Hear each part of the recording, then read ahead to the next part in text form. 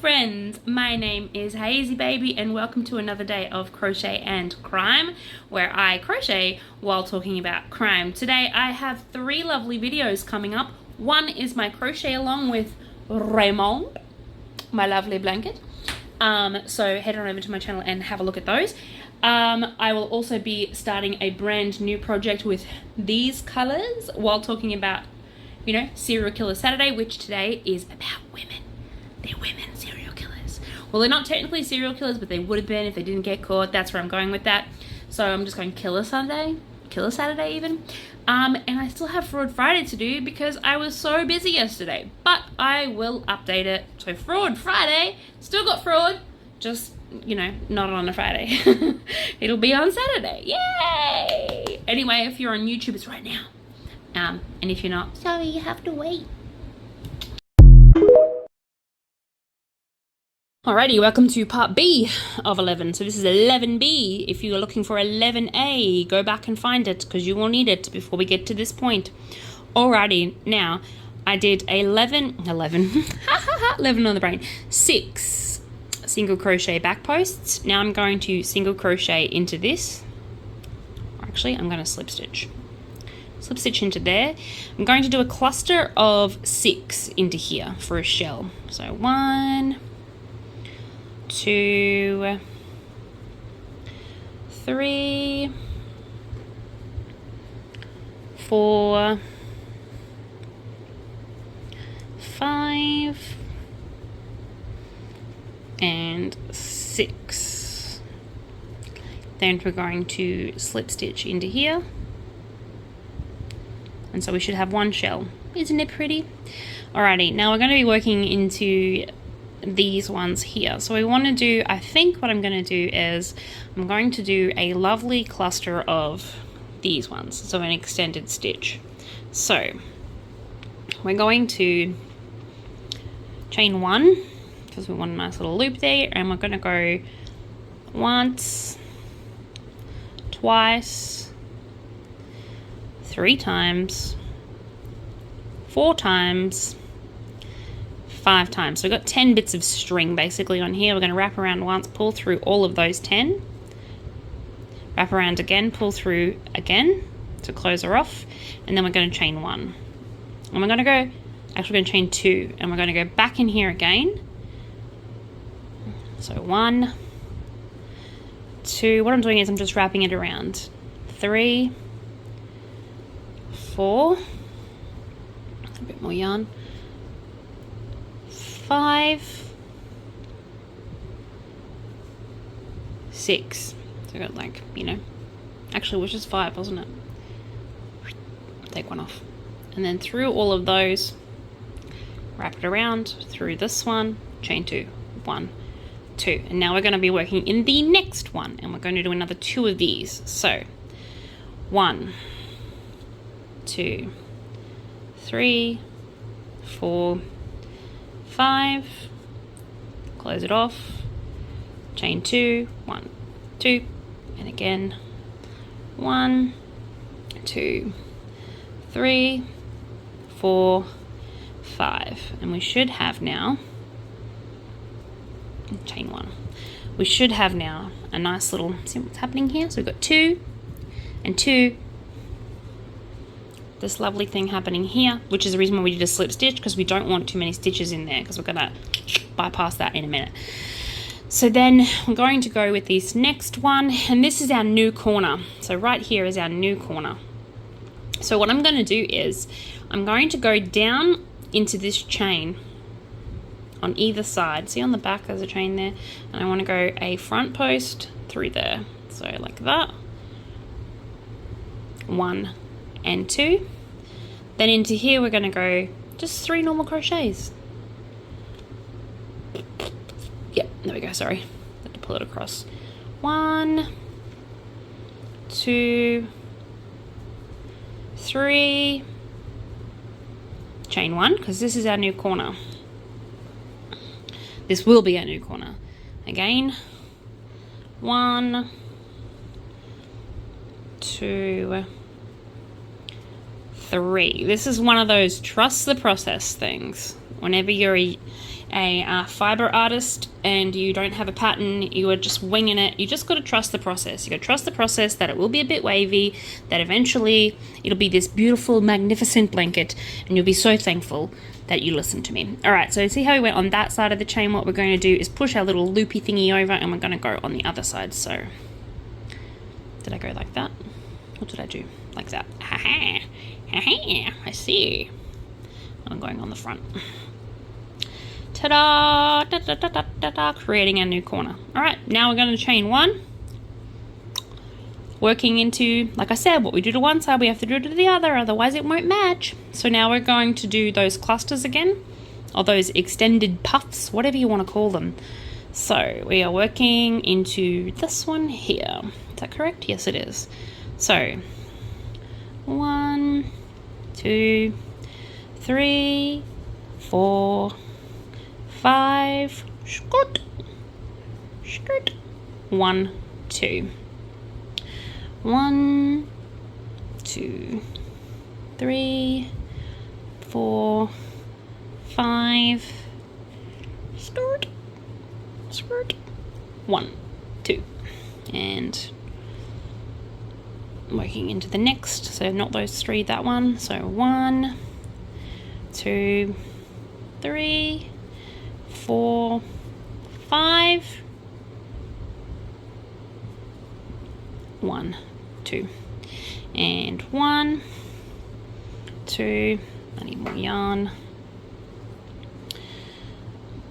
3, 4, 5.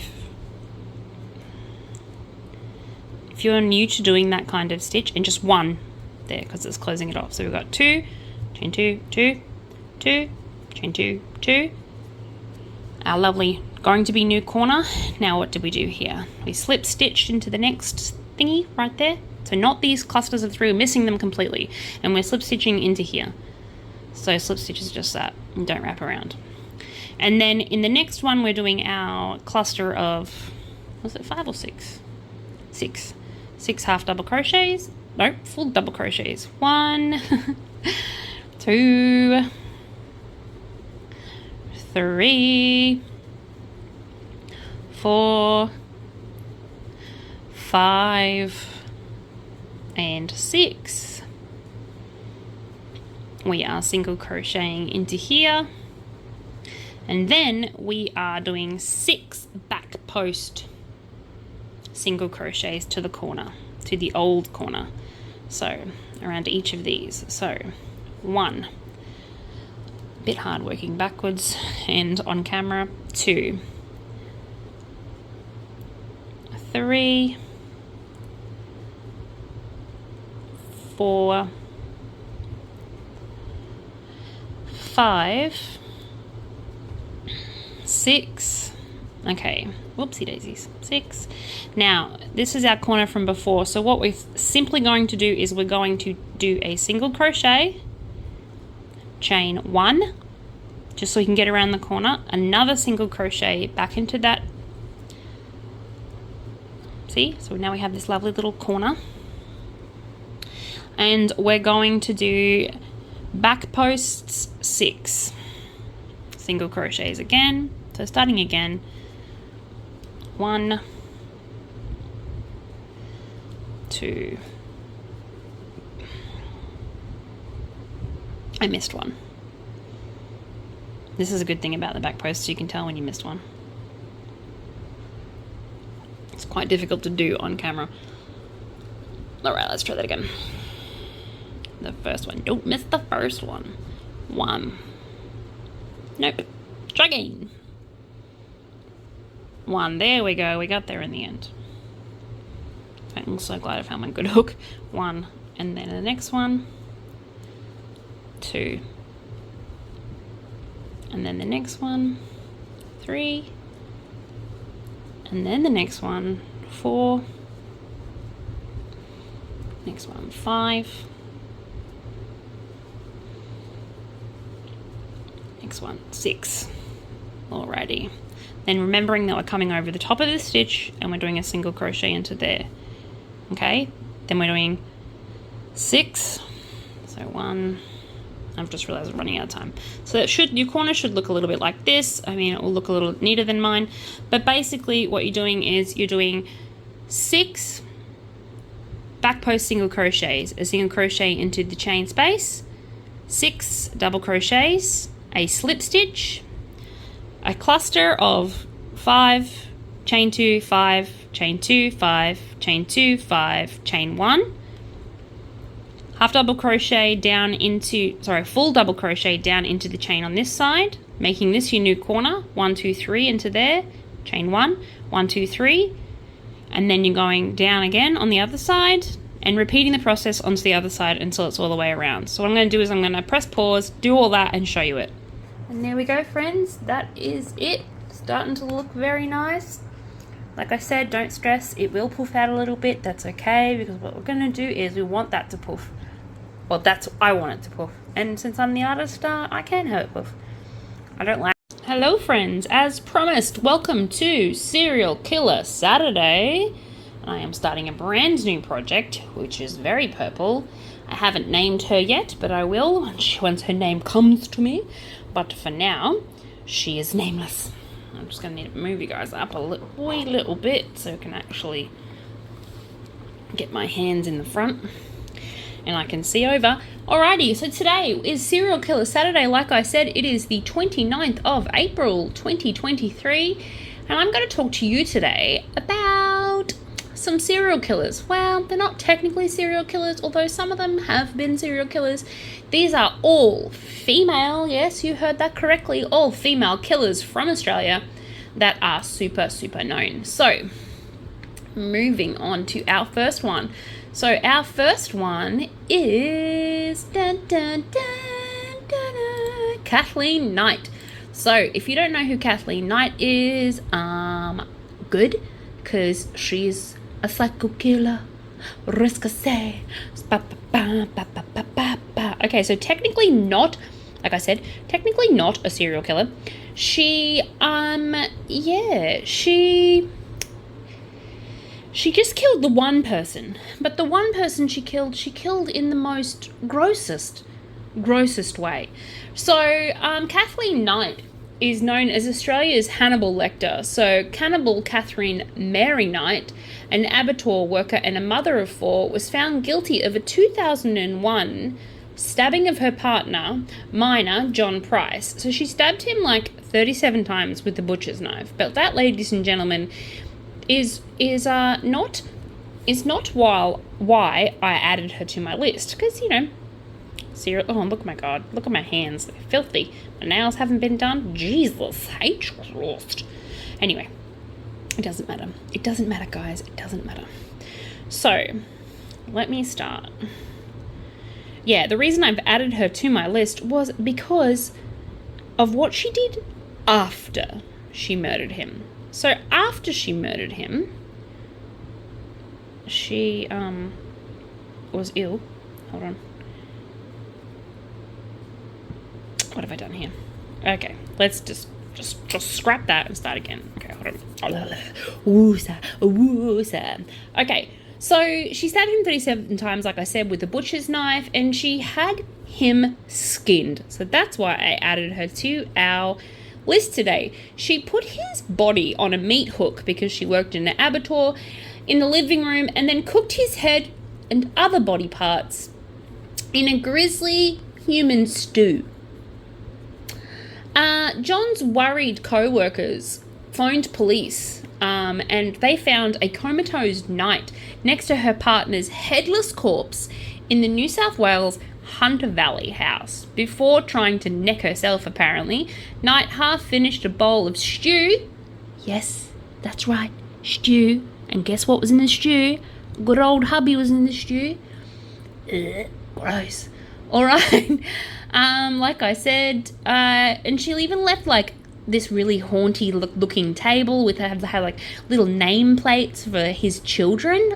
Prepared next to some chops.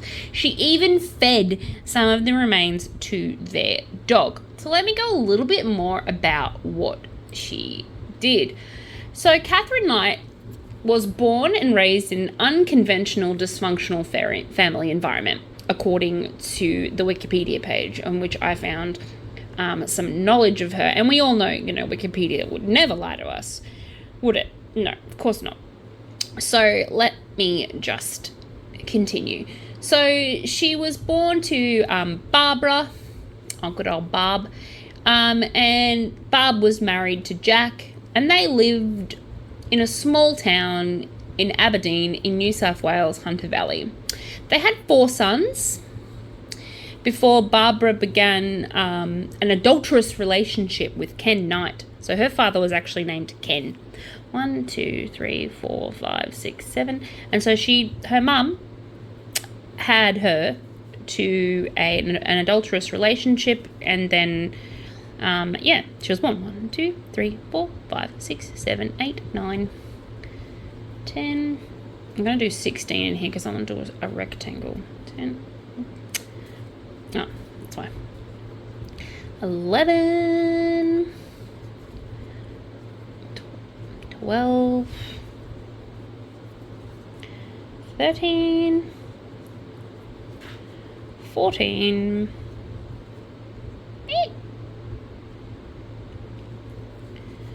15. And 16. Alrighty, let's go back to Catherine. So Ken Knight was apparently a violent alcoholic who raped Barbara about 10 times a day. Apparently, according to Barbara. Anyway, so that was a volatile relationship. So she grew up with an alcoholic father and an alcoholic mother. Anyway, so, because all in all, her mother ended up turning to alcohol after her father was such a twat muffin. So, yeah, so she married David Kellett. This is Kathleen Knight. When she first met co-worker David Stanford Kellett in 1973, Kellett engaged in heavy drinking, which stemmed from 2 traumatic incidences from his previous railway job in Coffs Harbour.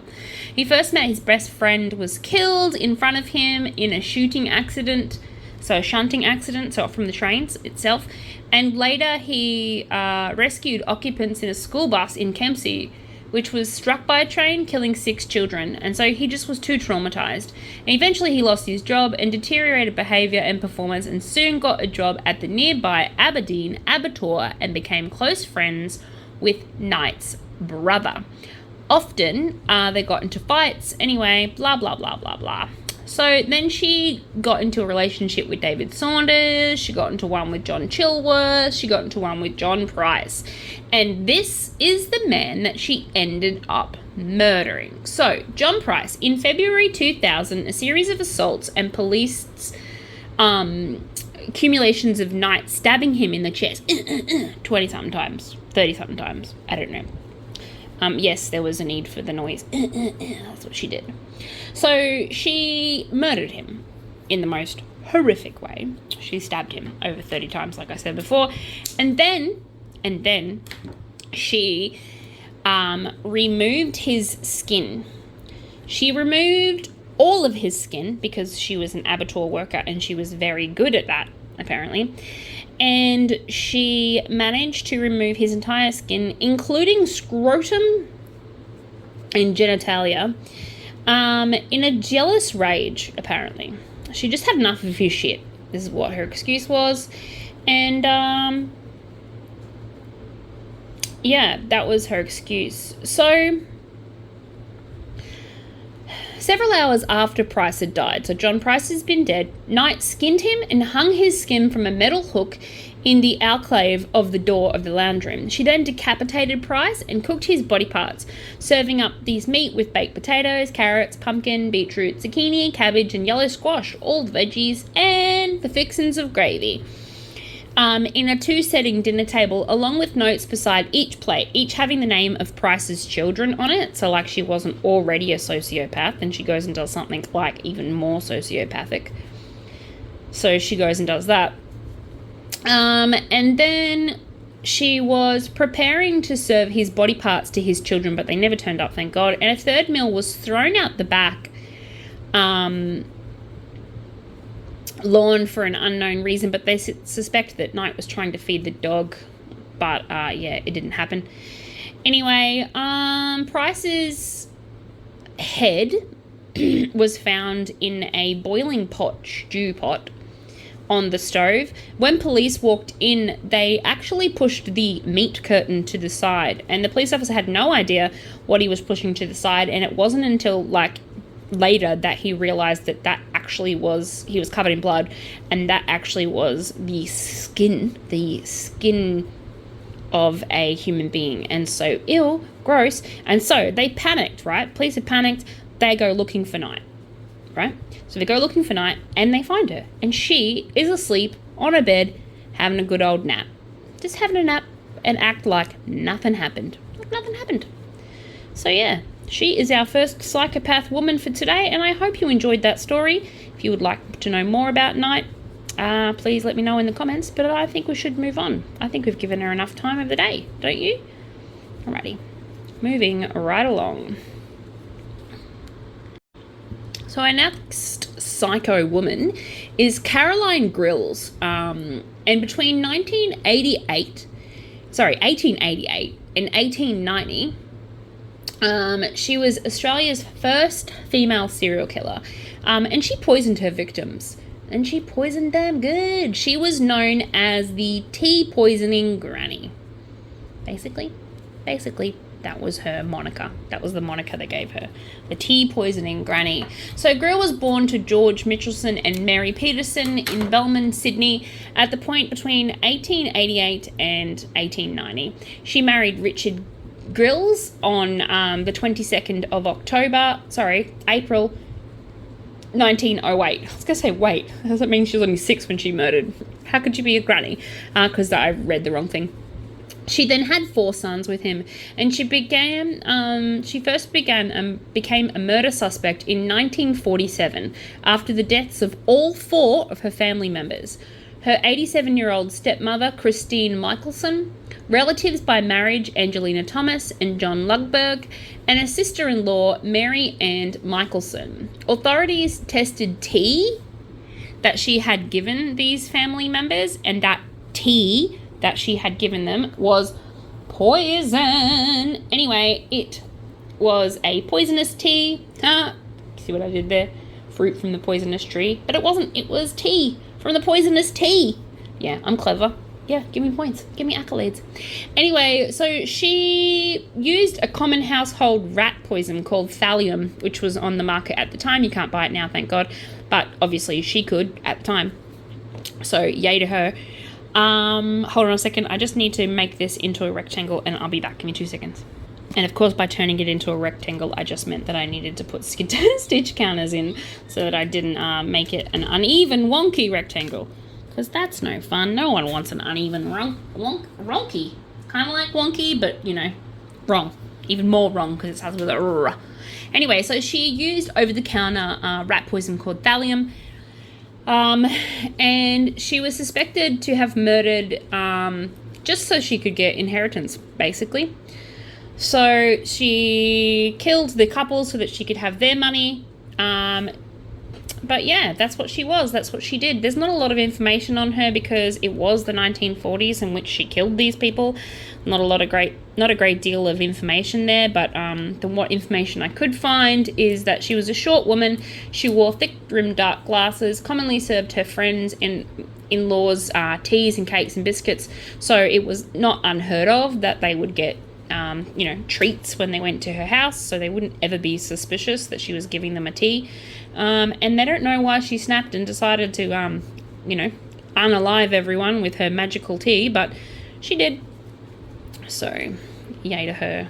1, 2. Luckily, she didn't kill any of her children. Anyway, she got affectionately named Auntie Sally, a punning reference to Auntie Sally, so clever, by the other inmates of Sydney's Long Bay Prison. And in October 1960, she was rushed to Prince Henry Hospital in Randwick, where she died from peritonitis, which is a ruptured gastric something. What is it? Ulcer. Ulcer. Haha. So she ended up, her own body poisoned her. So how's that? Her last victim was herself.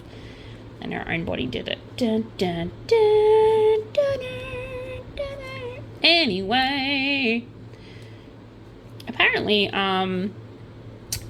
in the months that followed, more cases of thallium poisoning were stated, including notably prominent Australian rugby league footballer Bobby Lotham, and that is why they changed it so that you couldn't buy thallium over the counter anymore, because people were killing other people with it. Clever, I know. So 3, and then 1 in there, and then 3, 1, 2, and 3. So that's all I have for the grandma tea lady. Who was, knocking off family members with tea. Okay, let's move on. Okie dokie, artichoke. So this next one is about apparently Australia's most evil woman, that's how you say it with a Australian politician accent, evil woman, who was once jailed for manslaughtering her father with a tomahawk, has been charged with attacking another elderly prisoner. So she's in prison because she killed her dad with a tomahawk. She just was like, hell for leather, but with a tomahawk. So her name is Belinda von Crannel, and I remember her being called Belinda von Evil, which I'm going to stick with because I like it. And she's been charged with a serious assault of a pensioner who was in his 80s, and he was a prisoner as well. She was a prisoner as well, sorry. So Von Evil, 41, was once labelled Australia's most evil woman, and a masterminded tomahawk murder of her own father by her ex-boyfriend, Keith Schreiber. Of course, she didn't actually do the murder. She convinced someone else to. She also stabbed her former lover, Marshall Gould, in a violent frenzy. And apparently the brother of Von Evil is also serving life sentence for a horrific Wollongong mutilation murder. So a whole family full of murderers. I will have to find his case a little bit later so that we can talk about them, because maybe next Saturday I'll do the brother. Oh, I won't do the brother. I will talk about the brother. I mean, he's in prison and I'm married and he's a killer. So there'll be no doing of anyone. Ew, yuck. I made myself sick just thinking about it. Okay, so Belinda von Crannel, or Belinda von Evil. Belinda von Evil, that's what I'm calling her. She was once labelled Australia's most evil woman. Has been charged by police for allegedly assaulting an 80-year-old pensioner. So now the 41-year-old Von Evil is charged with assaulting, occasioning bodily harm on Ivan Malachik, a fig tree man, in the evening on January 6th, which means she's not in prison anymore. I didn't even know that. So Von Evil is notorious for masterminding a murder of her own father, Jack Von Evil, who was hacked to death in their home with a tomahawk by her then boyfriend, Keith Schreiber. So the murder took place less than 2 weeks after Schreiber's best friend and Von Evil's brother, Mark, received 2 life sentences without parole in 1998, mutilation murders of 2 prominent gay Wollongong men. Von Evil was in an adjacent room with the Albion Park house in 2001 when her father and 3-year-old daughter, with her 3-year-old daughter, listening to Jack die at the hands of her boyfriend. So she convinced her boyfriend to, kill her dad. So Von Evil blamed her father for her brother Mark's allegedly violent streaks. So she just took that on as his punishment for her brother being an evil twat was to prove that he spawned more evil twats, and that was basically it. So she's Von Evil, and he's Von Evil, and everyone's Von Evil. Everyone. You get to be evil, and you get to be evil, and you get to be evil. Everyone gets to be evil in that family. I feel really sorry for the dad. What a terrible, horrible, horrific way to die. I feel really sorry for the daughter who had to listen to her grandfather be murdered like that. Oh my God, you guys. Oh my God. I actually feel really sick. Alrighty, I need to just concentrate for a second, count, and then I'll be back. Give me a second. Actually, I decided to count on camera. So 1, 2, 3, 4, 5, 6, 7, 8, and then a corner. So 1, 2, 3, 4, 5, 6, 7. Yep. I need to do 8 and then a corner. You have to bear with me, guys, because, I mean, you don't have to. You can go off and do whatever you like, but bear with me, please. I'm only one stitch away, and then I'll fuck this blanket, and I'll be cray-cray. Grandma's ain't got nothing on me. I'm only one stitch away. Taking these stitch counters out. I don't need you no more, baby stitch counters. All right, and then 4 on this end. So skipping 1.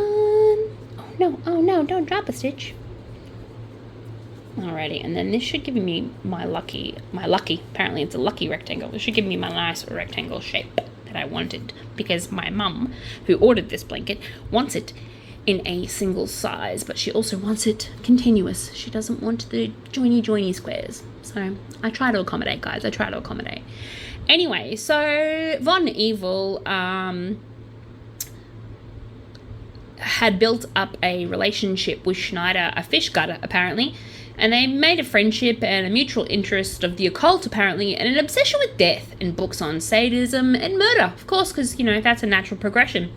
It would later emerge in court that the 2 young men, so her brother and this dude that she got to murder her father, spent hours talking about the best way to dissect a body, because that's, you know, people love talking about that stuff. It's like super important stuff to talk about. Why not? Why not? Anywho, so yeah, and I also talked about how to torture people. Again, lovely dinner conversation. I'm sure there was many conversations about the best ways to torture people, chop them up, and get rid of them. Of course, because, you know, that's totally normal conversation to have in your everyday life. Why not? I mean, why not? Like I said, why not? Of course. So, let's talk a little bit more about Mark. So, Mark and David dismembered and decapitated Mark beat a shopkeeper named David with a bottle, dismembered him, decapitated his body, and staged the murder as a satanic attack, writing on the wall pretty much the words Satan, because, you know, just in case people didn't know that, and then drawing a, you know, yep, that was a star, just in case you didn't know, that star. Okay. So, yeah, of course, that's normal. And then he dismembered him in the bathtub. Totally normal. Belinda claimed that her father, Jack Von Evil, had abused her brother Mark as a child, and that was the motivation, apparently, for Jack murdering people. That's totally okay. So, they had penciled a list of names of people he wanted to kill. In his favourite book he called the A to Z Encyclopedia of Serial Killers, because, you know, it's totally normal to do all this stuff. And in June of 1998, Vera entered the home of David O'Donnell, where he lived in the same street, to talk about accommodation, and that's when he eventually murdered him. He murdered another man pretty much the same way, and then he chopped up their body parts and sent them on their merry way to see Jesus, and that's what the brother did.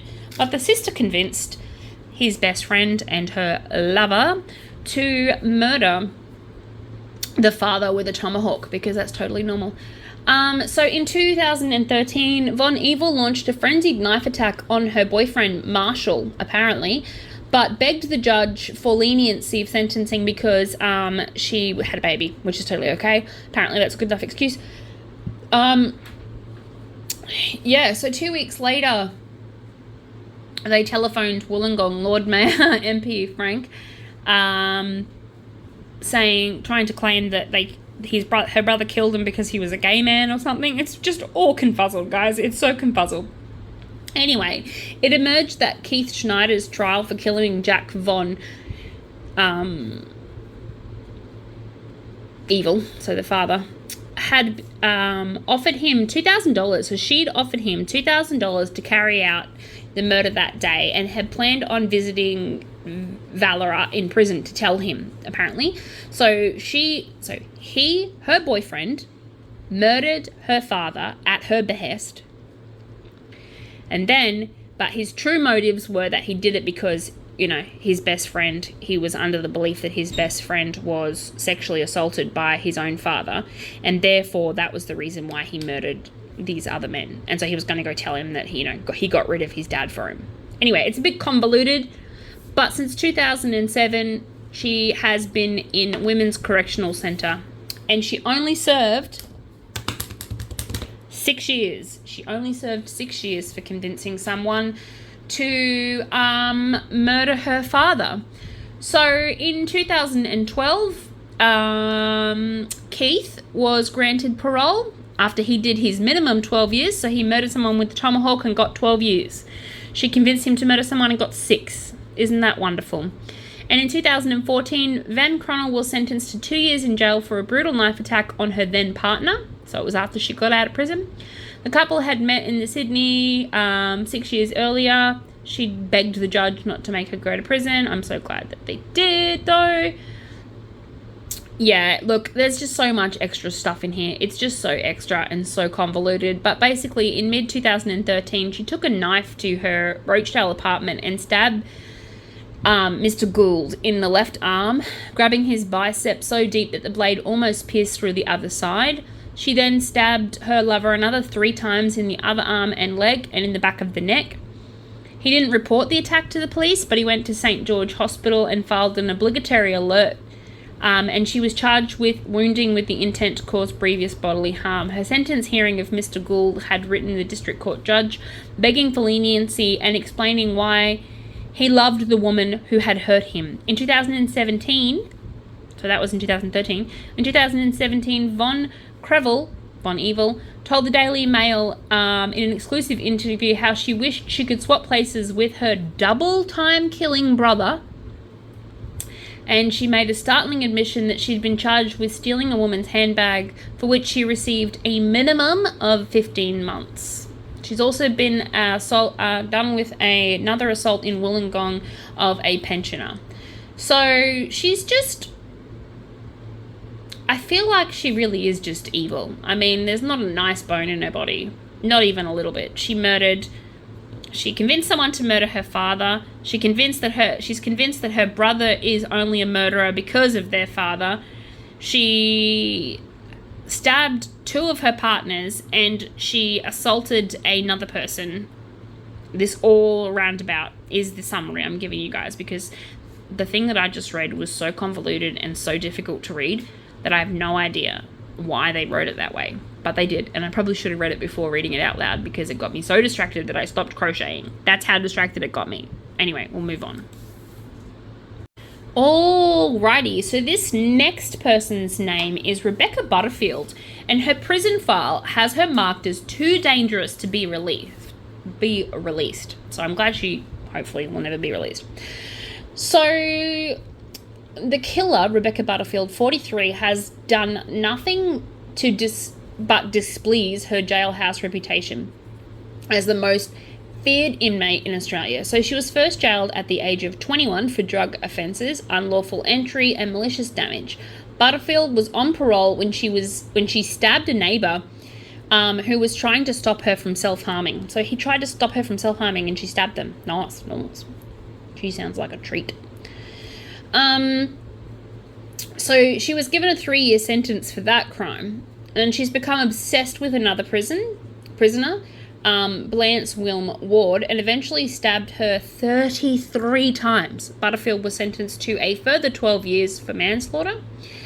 And then her mania continued with a string of assaults of other prisoners and staff. She also cut her own throat 4 times, and cracked open her own skull after headbutting a wall 105 times. So that girl, she has some serious, what is your major malfunction? She has a major malfunction. I'm not sure what it is, but she does one. She is due, however, to be released she was due to be released, in 2016, but she was given an extra 5 years for her violent ways. And I know that she's still in prison because I went looking for it. But basically, she will be a serial killer, is where I'm going with this. She'll be a serial killer if they ever let her out. If they ever let her out of prison, she will no doubt go on a killing spree. She will be like, psycho killer, risk sir. Considering that she stabbed someone for trying to help her for unaliving herself, and then she stabbed someone 33 times in prison. So the fact that she was able to get a knife in prison or get some sort of stabbing implement in prison was like, shockingly amazing. And then she tried to like slit her own neck, basically, her own throat. Frickin' how many times? 4? And then she headbutted a wall, cracking her own skull. I mean, seriously. If she doesn't unalive herself, she's bound to unalive other people. Anyway, like I said, not our problem. Hopefully she stays in prison. But I doubt it. I'm sure she'll get parole. I'm sure she'll be allowed out to do whatever she wants. Who knows? Anyway, let's move on. That was a really short one. So I've got this next one is Allo Bridget Norma. So teen lovers Allo Bridget Norma and Soma Bada wanted to be Australia's Jihad Bonnie and Clyde and planned a New Year's Eve terrorist attack in Sydney for the day after they married in 2015. So believing they had a religious obligation to attack non-believers, meanwhile they're lesbian lovers, just want to point that out. The pair's phone included images of soldiers carrying Islamic flags and videos of beheadings. Oh, I want to throw up. Anyway, it also had selfies of the couple giving a finger to in an ISIS salute. Well done. Prosecutor Nicholas Robinson of Queensland Police, sorry, it's not Queensland Police, New South Wales Police, said that they had been researching ways to make an improvised device and incendiary device in a bladed weapon to kill. So, they were just going above and beyond here. Above and beyond.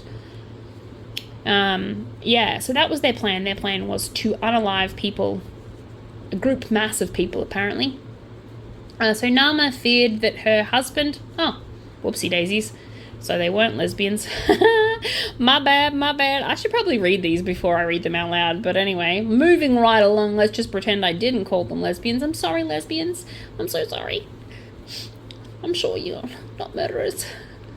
Please don't hurt me. Anyway, so she feared her husband would die, and so she wrote him a farewell note saying that she would rather die with a bullet between her eyes than turn on him. Okay. This makes way more sense now that I know one of them is a boy, because I was like, I have never in my life ever heard of, such violent ways. Anyway, so meanwhile, especially since they're like, extremists are usually, like I said, extreme. So it's in the word, it's in the definition. They're extreme for a reason. So, I shouldn't be surprised. I was actually genuinely surprised that they were lesbians. I just assumed they were because his name was Nama. So I was like, oh, okay, that's a girl name. Well, I thought it was a girl name, but apparently I was wrong. So meanwhile, Beta, so his name was Beta, never mind, had given his bride a hunting knife and a bunch of flags as a symbol of their murderous plan, and a jury found them guilty of their terrorist plot in October 2018. Let me read you this other little thing that I found. They called them the baby terrorists. And they were arrested after alleged text threats. So a woman who has been dubbed baby terrorist in the back of police custody, allegedly sending text message to a relative threatening to kill them. So she's 24 and she was arrested from her Western Sydney home on Sunday the 17th. Sunday, April 29th. No, 17th. Never mind. Anyway, she was arrested, was my point. And she was charged with using a carrier service to threaten to kill and using a carrier service to threaten and cause serious harm. The first charge carries a maximum penalty of a decade behind bars, which it should. And Miss Nama, who is the subject of an AFP control order granted in federal court last year, alleged sending text messages threatening to physically harm a relative. So she was released from prison in December of 2022 after several stints behind bars. She spent 3 years and 9 months in jail for plotting sabotage rampage against non-believers. So this is a separate case. So she and her husband at the time said they were going to go on a rampage and kill a bunch of non-believers, was their thing, right? And then, judging by these stories that I found, she's now been charged on a separate case with threatening family members. So like I said, her and her husband went to court. They got in total 3 years and 9 months in jail, and then they were released. So they have said to the courts that they have not abandoned their Islamic faith, but they are no longer extremists, apparently. She admitted in around September 2020 that she did not abandon her faith and claimed that various people around the time of her sentence hearing and evidence and blah, blah, blah, blah, blah, blah, blah, blah. All of this extra, and all that jazz. All extra bullshit. Just, toppled with some more bullshit. Anyway, so she will appear in Parramatta local court on Monday in a week's time. Basically, I happened to just find this at the same time that I was looking her up. So how amazing is that? Seems to be that I was supposed to talk about her. Dun, dun, dun, dun, dun, which is the reason why I thought she was lesbian, I think, in my brain, because I quickly perused this one, so I can make sense of it. As I was getting the shits with how difficult some of these are to read out loud while crocheting. Yeah. So, like I said, annoying. But so she hasn't learnt her lesson, obviously. She is still threatening family members with, still threatening people, still trying to kill people for no reason except that she's evil. And, has nothing better to do. I don't know. Girl needs to get a job or something. She needs something in her life, guys. She needs something in her life. But it shouldn't be this. Anyway, let's move on. Okay, so this last one today is about a girl named Gemma Lilly. So she sent her housemates some really chilling texts before murdering an autistic teen. So the graphic text exchange between two housemates before they murdered an autistic teen have been revealed. So this was in September 9th, 2021. So someone was building... Something was building inside of the 24-year-old Gemma Lilly. I felt as though I couldn't rest until the blood or flesh of a screaming victim is gushing and pooling onto the floor, is what she messaged her roommate. Yeah, you heard that. That's what she messaged them. She couldn't rest until there was blood gushing. Ew, girl. Girl, I got so many questions. What's wrong with you? Ew, anyway. So, bitch be crazy. No doubt. Anyway, so Lily's homicidal urges had a deadline though. She told a co-worker at Woolies, I'm so glad I don't work there anymore. Oh my god, Woolies co-worker, this is petrifying. That she wanted to tick murder off her bucket list. And the employee probably just thought she was joking. Because I would have thought she was joking. No serious person would say they wanted to murder someone.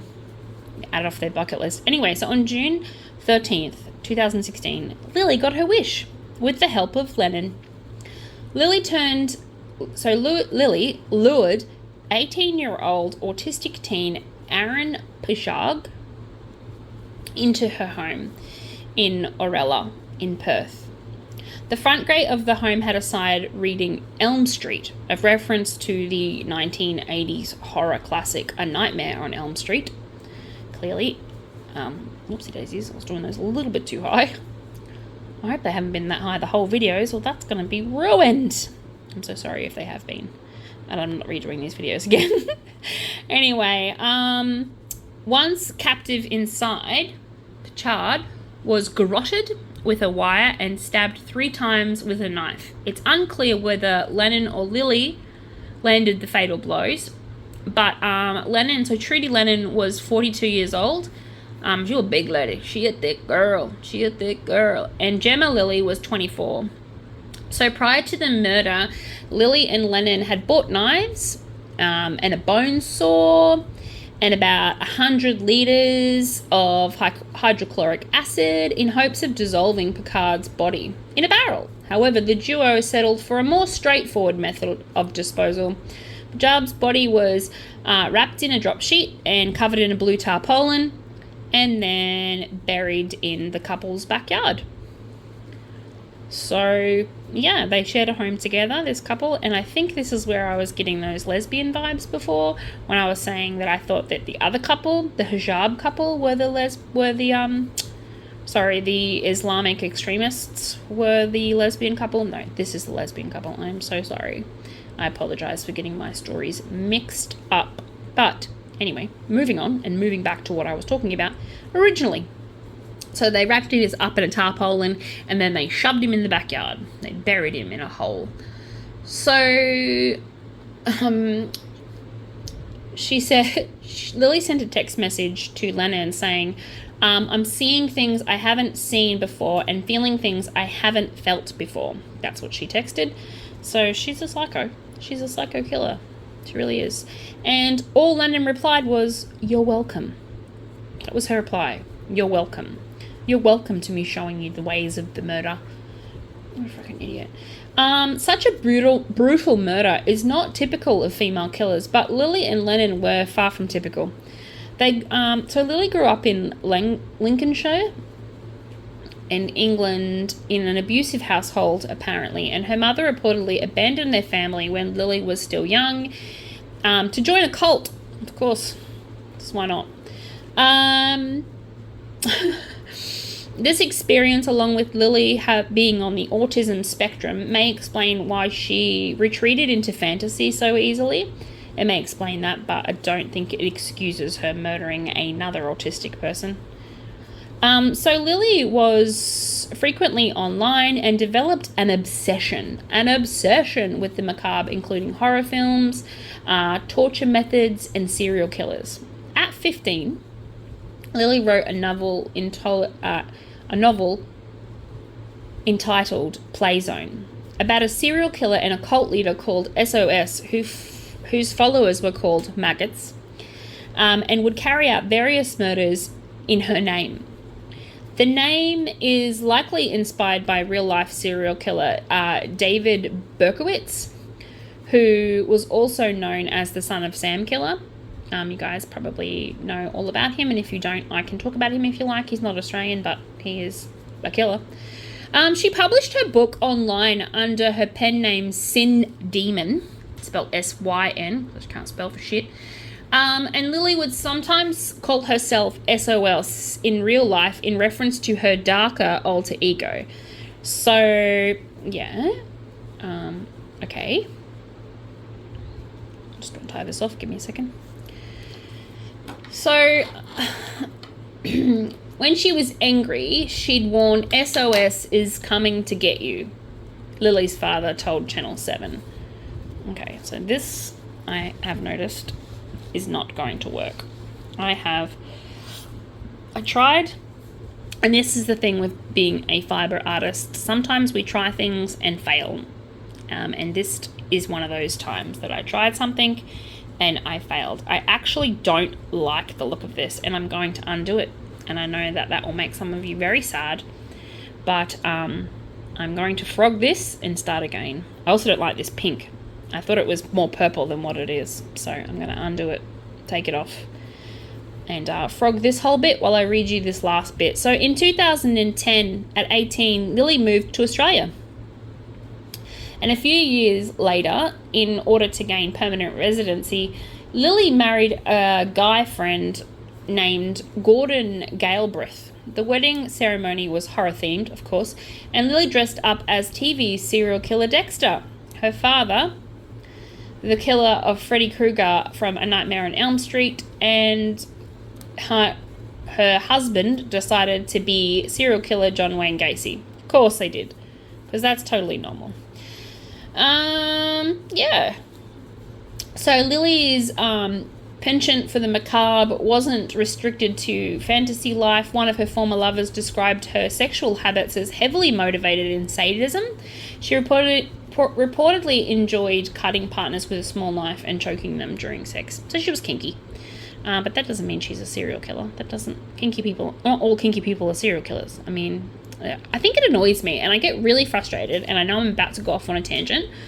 So I will make it a short tangent, if you will. I dislike the fact that people assume because someone is kinky that they're a murderer. That is not the case.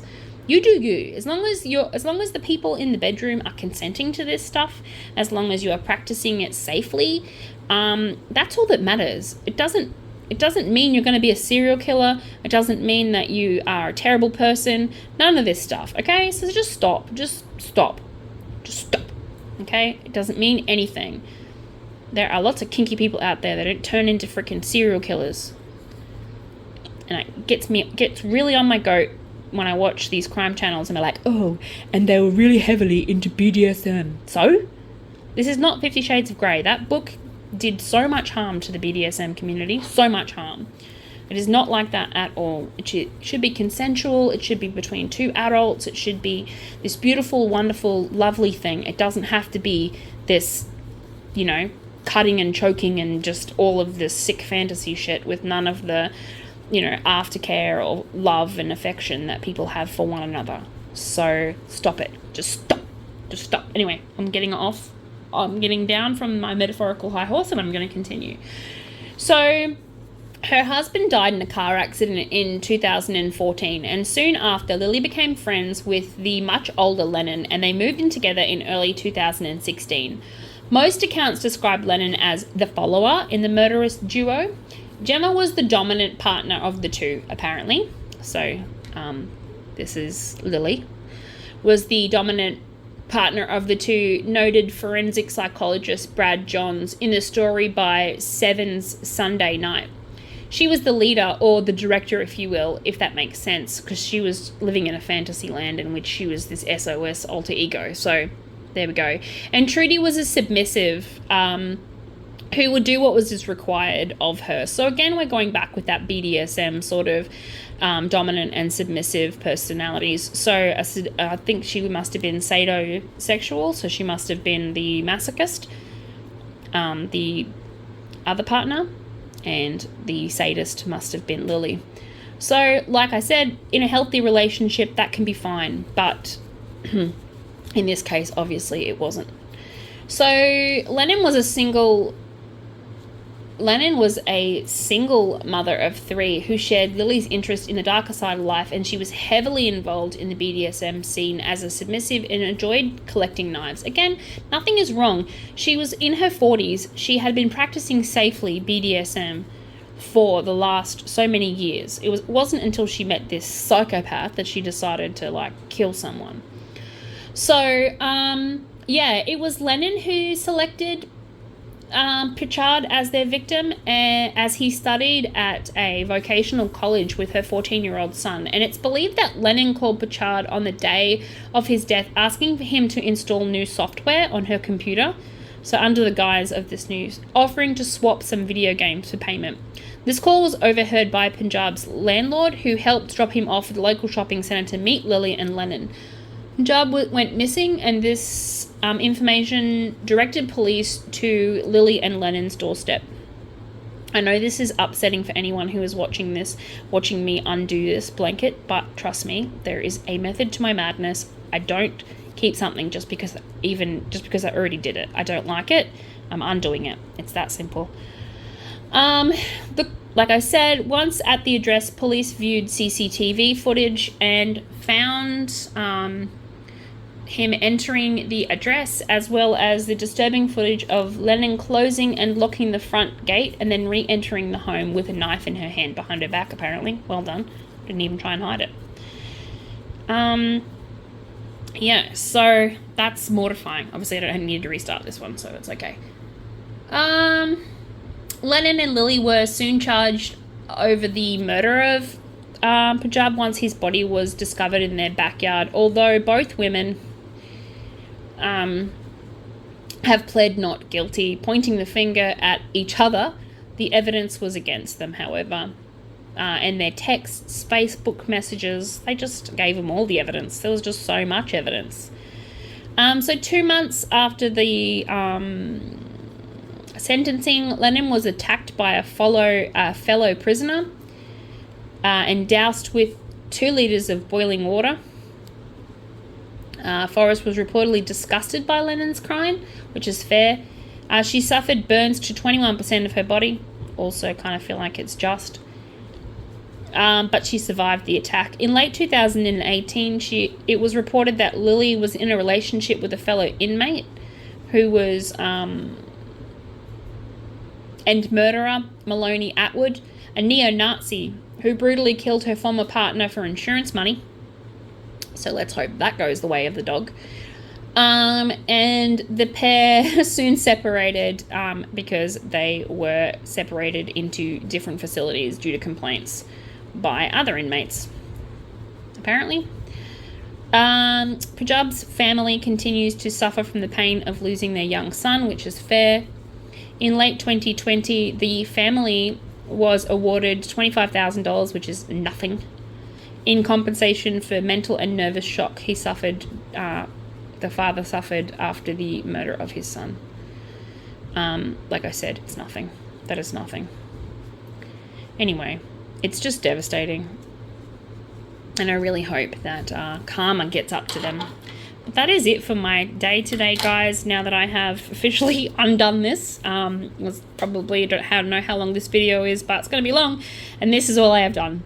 Well done. Well done, Hazy. Well done. Okay, guys, I will see you later. And I'm about to do a catch-up video for Fraud Friday. So hopefully you'll see some more of this purple blanket in there. But obviously at the moment, I'm just not in it. Not in it. It's not happening. Yeah, and this is the process of being an artist. Sometimes it just doesn't work out, and that's okay. Moving on. I'll see you guys tomorrow. Have a wonderful night.